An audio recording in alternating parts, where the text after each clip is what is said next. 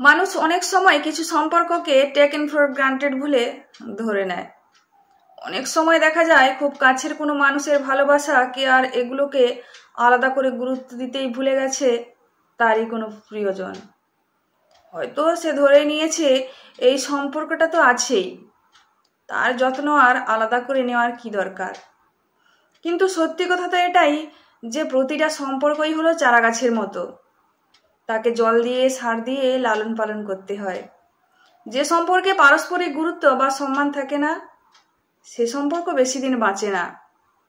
খুব প্রিয় মানুষের থেকে ক্রমাগত আসা অবহেলা, অসম্মান আর ঔদাসীন্যই কিন্তু একসময় অন্যদিকে থাকা মানুষটার মন বদলে দেয়। একতরফা ভালোবাসা, একতরফা যত্ন একটা সময় ফুরিয়ে যেতে বাধ্য হয়। যে মানুষটা একদিন উজাড় করে ভালোবেসেছিল, একদিন তার ভালোবাসাই শুকনো গোলাপের পাপড়ির মতো ঝরে পড়ে যায় শুধু অপর দিকের মানুষটার একটু যত্ন আর সম্মান দেওয়ার অভাবে। তাই যে ভালোবাসে, যে পরোয়া করে, তার দিকে হাতটা বাড়িয়ে দেওয়াটা বড্ড দরকার, হাজার ব্যস্ততার ফাঁকেও। কারণ জীবনে কাছের সম্পর্কগুলো আগলে রাখতে জানতে হয়, নইলে শেষ বেলায় টাকা পয়সার মাঝখানে বসেও নিঃস্ব হয়ে যেতে হয় নিজেকেই।